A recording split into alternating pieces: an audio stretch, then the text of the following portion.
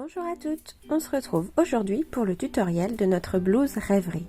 Ce modèle est proposé avec deux longueurs de manches différentes, une patte de boutonnage en option et vous pourrez facilement allonger la basque pour la transformer en robe. Je vous présente dans cette vidéo comment réaliser la version robe avec patte de boutonnage. Pour modifier la blouse en robe, vous allez devoir allonger la pièce numéro 3 en traçant vos traits dans la continuité des coutures côté. Allongez votre trait de 40 cm depuis le bas de la pièce et refermez le rectangle. Le montage sera identique pour la version blouse et la version robe. Pour ce modèle, il est tout particulièrement important de reporter chaque repère du patronage sur le tissu. On commence par la réalisation des pinces. Avec une aiguille, je viens percer le papier pour pouvoir reporter la pointe de ma pince.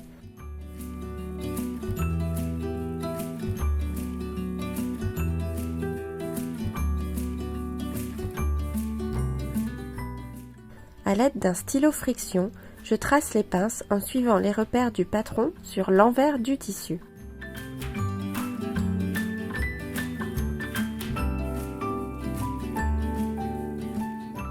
Je plie mon tissu endroit contre endroit et je positionne mes épingles à cheval sur le trait, puis je couds en suivant mon tracé.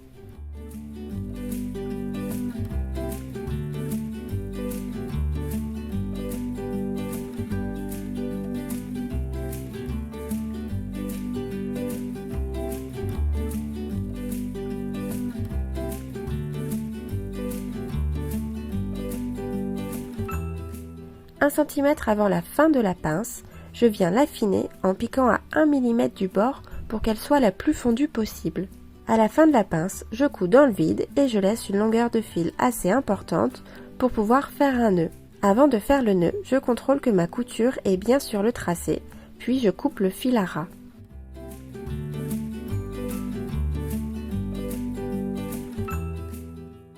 Pour finir, je donne un coup de fer à repasser pour obtenir une jolie pince.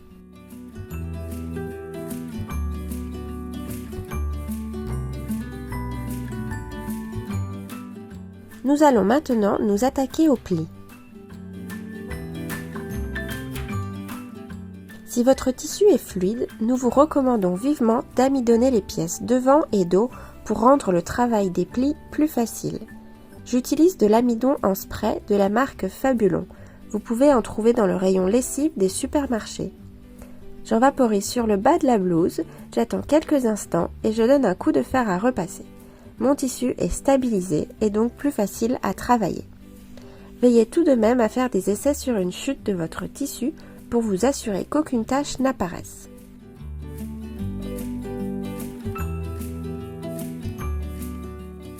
Référez-vous aux annotations sur le patron pour comprendre la réalisation des plis religieuses.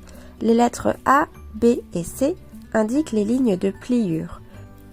Les chiffres 1, 2 et 3 indiquent les lignes à superposer et à coudre. Les plis sont réalisés du bas vers le haut. Vous allez devoir tracer au fur et à mesure les lignes de pliure et de couture sur l'endroit du buste devant et du buste dos en suivant le repère sur le patron. Pour faciliter la réalisation des plis, je vais commencer par préparer le premier. Sur l'endroit du tissu, je trace la ligne de pliure A à 4 cm du bas de la pièce en suivant l'écran sur les côtés.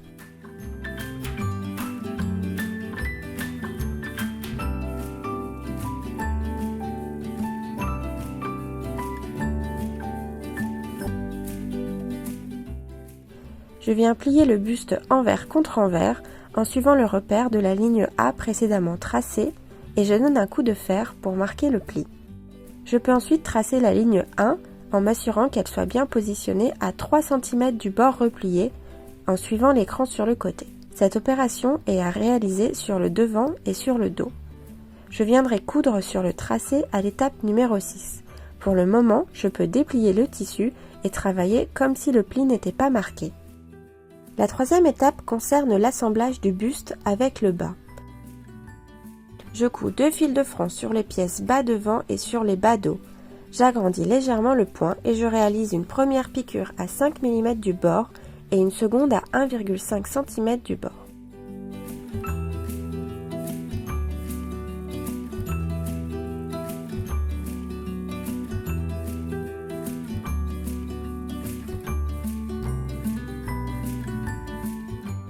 Je fais correspondre les milieux devant et je tire délicatement sur les 2 fils de fronce de la canette en même temps pour former les fronces jusqu'à ce que les lignes de taille du buste et du bas devant soient de la même longueur.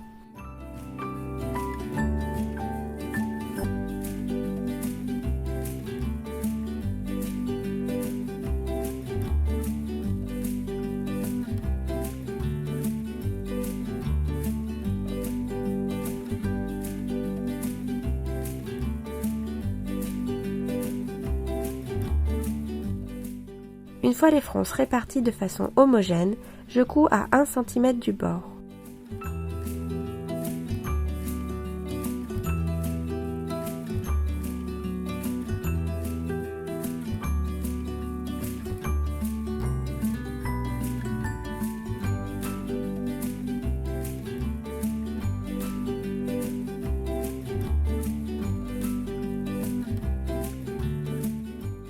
Une fois ma couture réalisée, je peux découdre les fils de fronce et répéter ces opérations pour le dos. Mes 2 pièces sont assemblées et j'ai surfilé la couture. Je peux maintenant coudre les plis religieuses. Le premier pli. Je plie le buste envers contre envers en suivant le tracé de la ligne A que j'ai déjà marqué au fer précédemment. Je vais venir coudre sur le tracé de la ligne 1.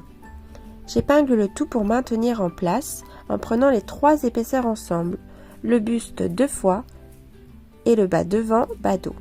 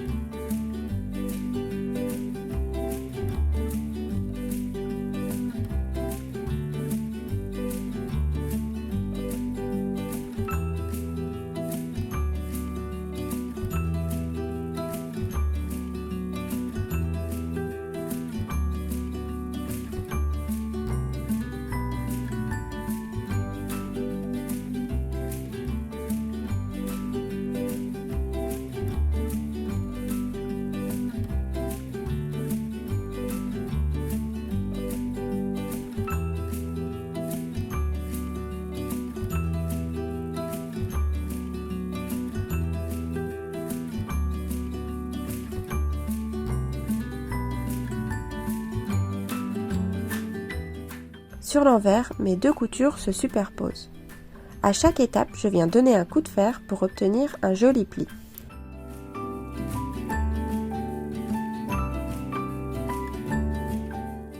Pour le second pli, je trace la ligne de pliure B en m'assurant qu'elle soit bien positionnée à 8 cm du pli A en me basant sur l'écran.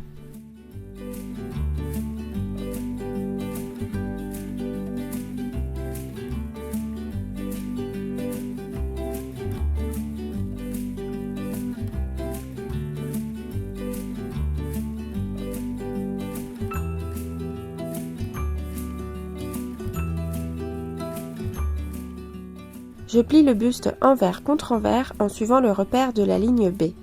Je marque le pli au fer et j'épingle pour maintenir le tout en place.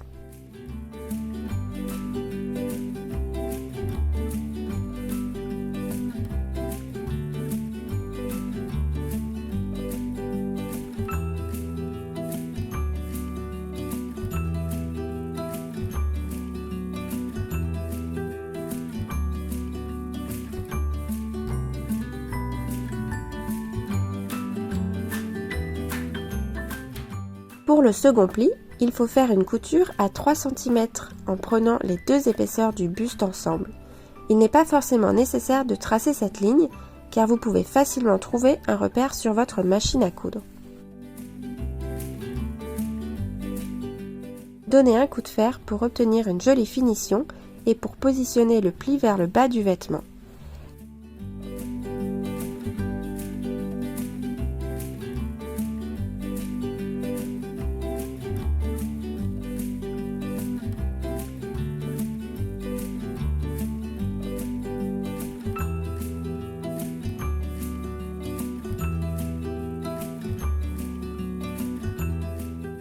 La couture du pli A n'est plus visible, elle est cachée par le pli B.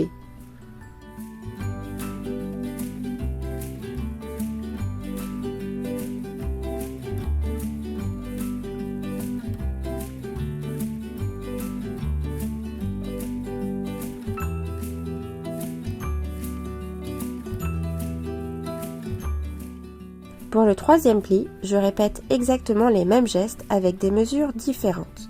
Je trace la ligne de pliure C en m'assurant qu'elle soit bien positionnée à 6 cm du pli B en me référant au cran sur les côtés.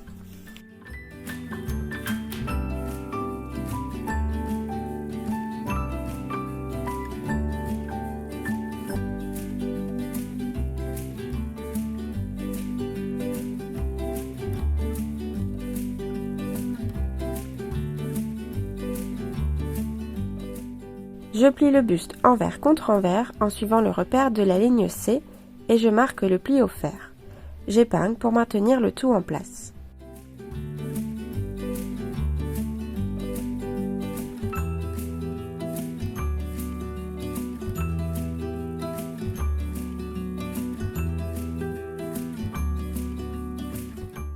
Je viens faire une couture à 2 cm du bord replié en prenant les deux épaisseurs du buste ensemble et je donne un coup de fer à repasser. La couture du pli B ne sera plus visible, elle sera cachée par le pli C. Uniquement la couture du pli C est visible. Maintenant que mes 3 plis sont réalisés, je peux surfiler les coutures côtés et les coutures épaules.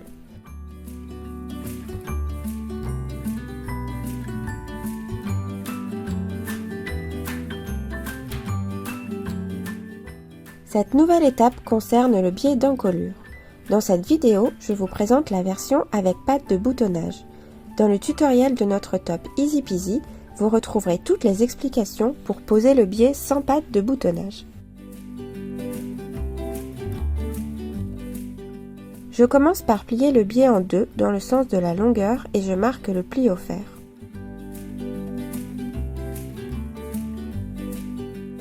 Sur le buste devant et dos, je viens replier endroit contre endroit la valeur de la patte de boutonnage en suivant l'écran. Je viens faire une petite couture à 7 mm du bord côté encolure pour maintenir le tout en place.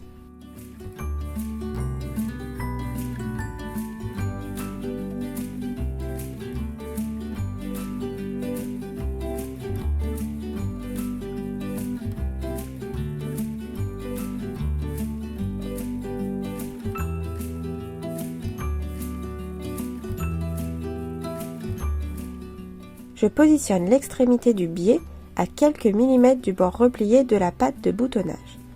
Personnellement, je ne mets pas des épingles tout le long pour maintenir le biais en place, car je préfère le positionner au fur et à mesure de la couture. Il est tout à fait possible d'épingler le biais au préalable si vous êtes plus à l'aise.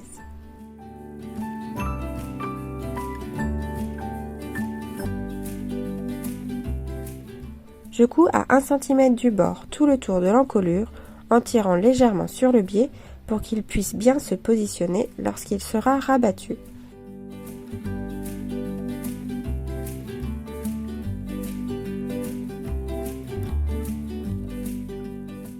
Lorsque le biais est cousu, je recoupe l'excédent et je dégarnis la valeur de couture à 5 mm.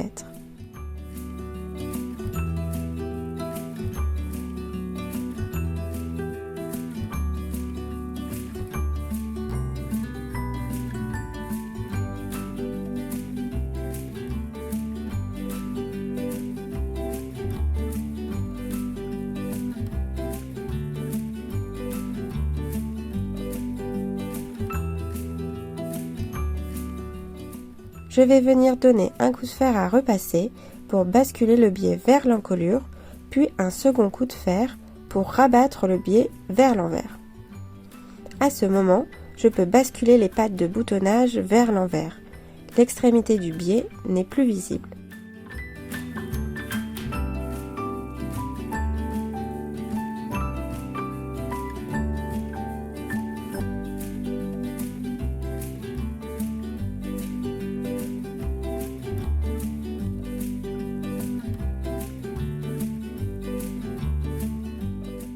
Il faudra ensuite coudre à 2 mm du bord replié pour maintenir le biais en place.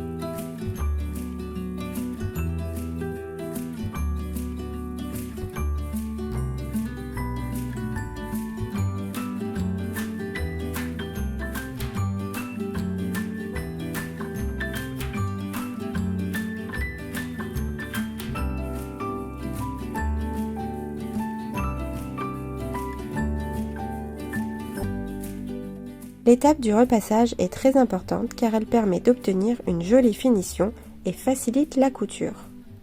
Avant de rabattre, j'épingle le biais tout le long de l'encolure.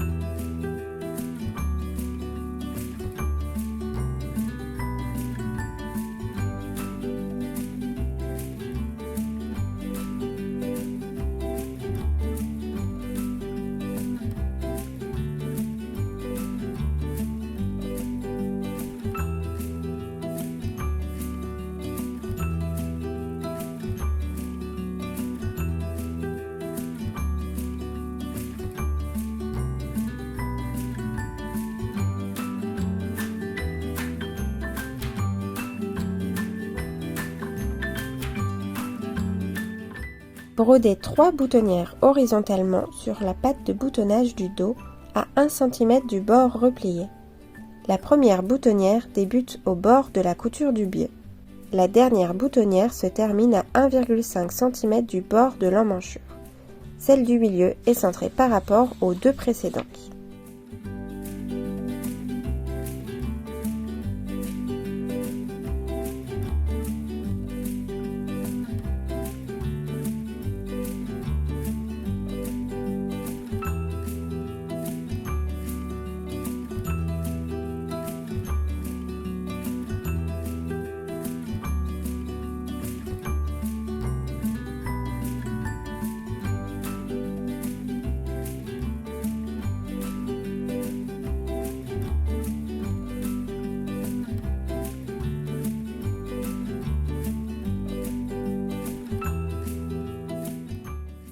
Vous pouvez ensuite positionner les coutures côté du devant et du dos, endroit contre endroit, et coudre à 1 cm du bord sur toute la longueur, en faisant correspondre les plis religieuses. Une fois mes boutonnières brodées, je superpose la patte de boutonnage du dos sur la patte de boutonnage du devant et je réalise une couture à 5 mm du bord côté emmanchure pour maintenir les deux épaisseurs ensemble. J'ai passé 2 fils de front sur la tête de manche et cousu les coutures côté. Ma manche est prête pour être assemblée à l'emmanchure.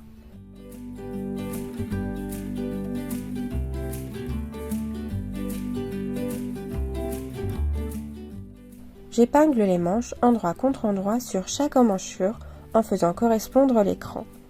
Je commence par faire correspondre les coutures sous le bras, puis chaque cran entre eux. Je tire délicatement sur les fils de fronce de la canette jusqu'à ce que ma manche soit de la même longueur que l'emmanchure.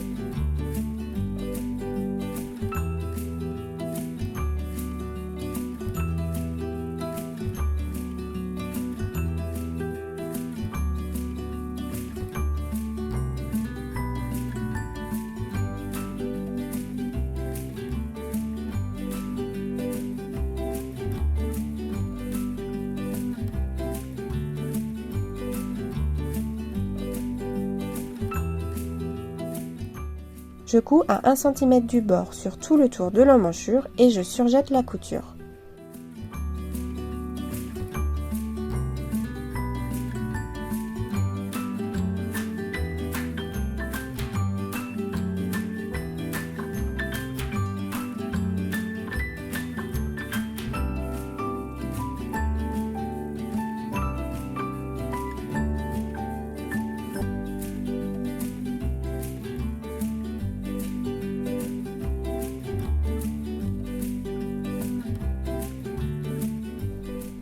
Ma blouse rêverie est presque terminée.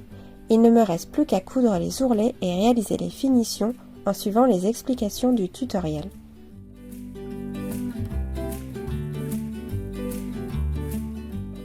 J'espère que ce tutoriel vous aura plu et que vous prendrez plaisir à coudre ce modèle. N'hésitez pas à nous laisser un petit commentaire et à partager vos créations avec le hashtag Lise Taylor et Blouse Rêverie. À bientôt!